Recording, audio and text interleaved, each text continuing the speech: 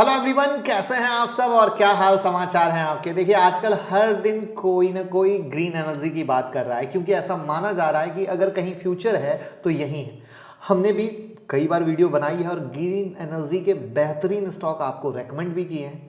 और इस वीडियो में आज हम लेकर आए हैं मॉर्गन स्टैनले ने क्या कहा है और कौन से 5 शेयर दिए हैं। क्योंकि जब आर्टिकल आया था मॉर्गन स्टैनले का, तब आप लोग लगातार पूछ रहे थे कि सर इन्होंने जो शेयर दिए हैं ग्रीन एनर्जी के, वो क्यों दिए हैं, कैसे दिए हैं, क्या है कहानी, बताएं। और आप हमारा परिवार, आप कहें और आपकी बात ना माने, ऐसा कभी हो नहीं सकता है। क्योंकि ऑलरेडी मैंने ग्रीन एनर्जी के शेयर दे दिए थे, तो मुझे समझ में नहीं आया कि मैं इस पर वीडियो बनाऊं या ना बनाऊं। लेकिन आपकी फरमाइश सर आंखों पर, तो हम बात करने वाले हैं मॉर्गन स्टैनले ने प्रीफर किए हैं कौन से ग्रीन एनर्जी के स्टॉक, क्या हैं, कैसे हैं, किस तरीके से हैं, पूरी डिटेल एनालिसिस। मैं मुकुल अग्रवाल आपका आप ही के YouTube चैनल में स्वागत करता हूं। जो भी नए लोग हों चैनल को सब्सक्राइब करें, बेल आइकॉन हिट करें, रात के 8:30 बजे का शो मिस ना करें, जहां देते हैं मार्केट देखने का एक अलग नजरिया, जिससे सीखें भी, कमाई भी, खुद का बॉस भी बने, खुद का मालिक बने। और स्टॉक मार्केट की किसी भी ब्रेकिंग न्यूज़ के लिए ट्विटर और टेलीग्राम से जुड़ जाइए, लिंक डिस्क्रिप्शन में है। काफ़ी फर्जी लिंक मार्केट में चल रही है, तो प्लीज़ चेक कर लीजिएगा आप सही लिंक से जुड़े हों, फर्जी से नहीं।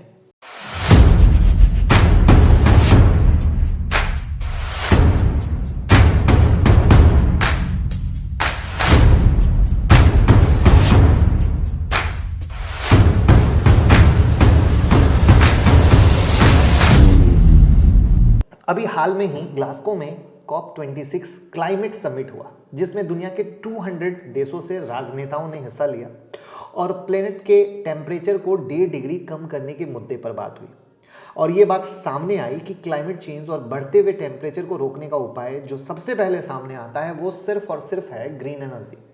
और सिर्फ इंडिया ही नहीं, पूरी दुनिया ग्रीन एनर्जी पर काम कर रही है। अगर हम इंडिया की बात करें तो हमारे यहाँ के बड़े बड़े बिजनेसमैन जैसे मुकेश अंबानी, गौतम अडानी जैसे लोग क्लीन एनर्जी के सेगमेंट में ऑलरेडी कई बिलियन डॉलर इन्वेस्ट कर चुके हैं। और गवर्नमेंट का गोल है 2070 तक क्लाइमेट चेंज को कंट्रोल किया जा सके। ग्लासगो क्लाइमेट समिट के बाद मॉर्गन स्टैनले ने इंडिया की टॉप 5 स्टॉक की लिस्ट बनाई जो ग्रीन एनर्जी सेक्टर में बेहतरीन प्रदर्शन कर सकते हैं उनकी नज़र के हिसाब से। वहाँ पर उनकी नज़र के हिसाब से पहला स्टॉक है L&T। जी हाँ, L&T कंपनी को आप सब बहुत अच्छे तरीके से जानते होंगे, क्योंकि कंपनी का कोर बिजनेस है इंफ्रास्ट्रक्चर का, जहां से इन्हें लगभग 45% का रेवेन्यू जनरेट होता है। कंपनी इंफ्रास्ट्रक्चर से जुड़ी हर तरह की engineering service, procurement, construction solution provide करा के देती है, जहां पे की सेक्टर है इंफ्रास्ट्रक्चर के hydrocarbon, power, process industry, defence, information technology और फाइनेंशियल सर्विस में।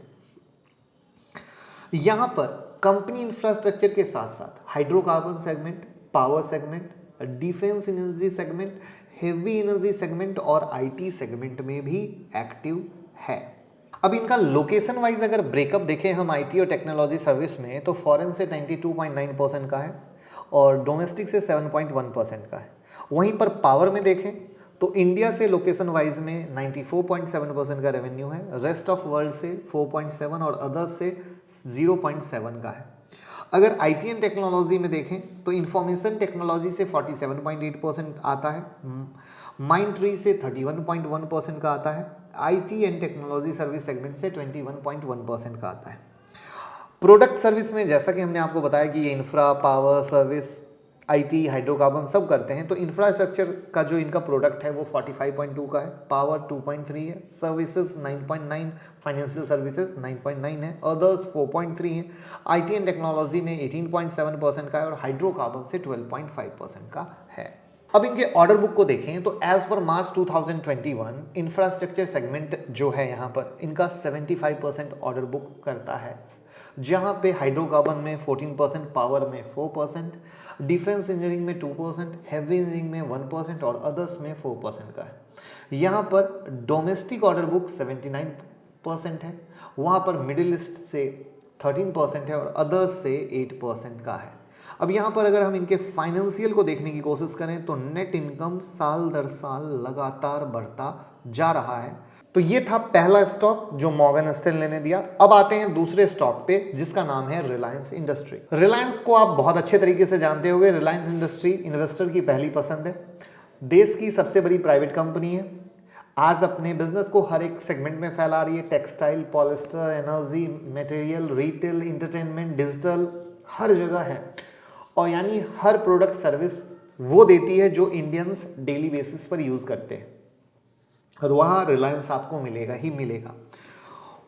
वहाँ पर अगर हम इनके बिजनेस सेगमेंट और रेवेन्यू को देखें तो रिलायंस रिटेल से 28.3% का रेवेन्यू आता है, और रेवेन्यू और प्रॉफिटेबिलिटी के मामले में रिलायंस रिटेल इंडिया का सबसे बड़ा ग्रुप है। अभी इंडिया में लगभग 11,800 स्टोर हैं, 125 मिलियन से ज़्यादा रजिस्टर्ड कस्टमर है। साथ ही साथ रिलायंस का कुछ इंटरनेशनल ब्रांड के साथ भी पार्टनरशिप हुआ है, जिनका बिजनेस विदेशों में दुनिया में फैला हुआ है, जैसे Emporio Armani, diesel, Tiffany company और बहुत सारे। वहीं पर अगर डिजिटल सर्विस बिजनेस की बात करें यानी जियो की बात करें तो 9%, जियो से 9% है, लेकिन टोटल डिजिटल सर्विस की बात करें तो 34.9% ऑफ रेवेन्यू है। डिजिटल सर्विस के मामले में इसका कोई तोड़ नहीं है। 35% का मार्केट टेलीकॉम सेक्टर में ये कैप्चर करते हैं। 400 मिलियन से ज़्यादा इनका कस्टमर बेस है, और अपने जियो प्लेटफॉर्म को डेवलप करने के लिए अब तक $50 मिलियन का इन्वेस्ट किए हैं। यानी रिलायंस यहाँ पर एक इकोसिस्टम बना रहा है जहाँ पर पूरे डिजिटल की नीड को फुलफिल कर सके, और ये भविष्य की डिमांड भी है। और कुछ ऐसा ही इकोसिस्टम टाटा ईवी में क्रिएट कर रहा है, जिसके बारे में हमने आपको बताया था, जिसकी डिटेल वीडियो बनाई थी। अब बात करते हैं रिफाइनिंग एंड मार्केटिंग बिजनेस की, जहां पे 50% का रेवेन्यू आता है।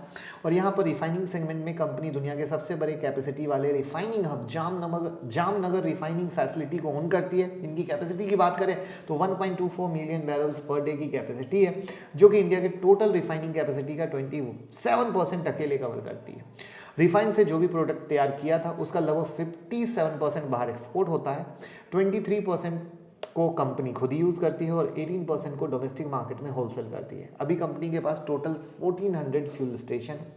अब अगर यहाँ पे हम इनके रेवेन्यू ब्रेकअप की बात करें, ऑयल टू केमिकल से 58.4%, ऑयल एंड गैस से 0.3%, ऑर्गेनाइज्ड रिटेल से 28.3%, डिजिटल सर्विस से 5.1%, अदर से 6.7% का रेवेन्यू है। लोकेशन वाइज ब्रेकअप बात करोगे, इंडिया से 61.5%, रेस्ट ऑफ वर्ल्ड से 38.5% का है। अब वहाँ पर कुछ चार्ट और मैं आपको स्क्रीन पे दिखा चुका हूँ। अब इनके नेट इनकम की बात करें, इनका नेट इनकम लगातार बढ़ रहा है। फाइनेंशियल ईयर 2020 में मामूली सी ठहराव कह सकते हैं, ठहराव था। अब आते हैं तीसरे स्टॉक पे जो मॉर्गन स्टैनले ने रेकमेंड किया है, वो है गेल इंडिया। जब भी देश में नेचुरल गैस कंपनियों की बात आती है तो सबसे बड़ा नाम उभर के आता है, वो है गेल इंडिया। 1984 में शुरू हुई, बाद में गवर्नमेंट ने कंपनी को अंडरटेक किया। आज कंपनी 11,500 किलोमीटर की गैस पाइपलाइन, 300 किलोमीटर की LPG pipeline, 6 LPG processing unit, एक पेट्रोकेमिकल मैन्युफैक्चरिंग यूनिट ओन करती है। बिजनेस के विस्तार के लिए कंपनी ने कई कंपनियां जैसे Petronet LNG, Ratnagiri gas power private limited के साथ ज्वाइंट वेंचर में। इसके साथ साथ अगर हम देश के बाहर इनकी प्रेजेंस की बात करें तो सिंगापुर, अमेरिका में इनकी पेट्रोकेमिकल ट्रेडिंग और सेल गैस एसेट हैं। देश में कुल पीएनजी कनेक्शन का 67% इन्हीं का है। गेल इंडिया की पहली कंपनी है जो एलपीजी ट्रांसमिशन को ऑपरेट करती है। अभी कंपनी के पास टोटल 2038 किलोमीटर का एलपीजी पाइपलाइन नेटवर्क है। इंडिया का जो गैस बेस्ड पावर है वहाँ पर सप्लाई गैस ऑलमोस्ट 63% है। अगर रेवेन्यू मिक्स की बात करें तो नेचुरल गैस की ट्रेडिंग मार्केटिंग से 76.5%, पेट्रोकेमिकल से 7.5%, नेचुरल गैस ट्रांसमिशन से 7.5%, LPG and other liquid hydrocarbon से 5%, एलपीजी ट्रांसमिशन से 1%, सिटी गैस से 0.83% और अदर से 1.4% का कहानी है। इसके बाद मॉर्गन स्टैनले ने जो नेक्स्ट स्टॉक रेकमेंड किया है ग्रीन एनर्जी में, वो है एनटीपीसी। जी हाँ, NTPC, national thermal power corporation. Mostly लोग सुने ही होंगे, जानते ही होंगे, सिंपल सी कि बिजली बनाने वाली कंपनी है। और बिजली बनाने के साथ साथ कंपनी और भी बिजनेस में इन्वॉल्व है, जैसे प्रोजेक्ट मैनेजमेंट, उसके सुपरविजन में, एनर्जी ट्रेडिंग में, ऑयल एंड गैस एक्सप्लोरेशन में, कोल माइनिंग में। जी हाँ, इनके पावर प्लांट पोर्टफोलियो की बात करें तो आज कंपनी के पास टोटल 70 पावर प्लांट है, जिसकी कैपेसिटी 63 गीगावाट है।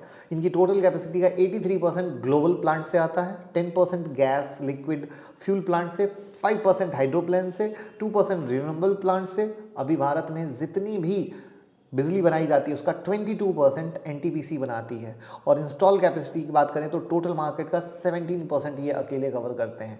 कंपनी का प्लान है 2032 तक अपनी पावर कैपेसिटी को 63 गीगावाट से बढ़ाकर 130 गीगावाट कर दिया जाए।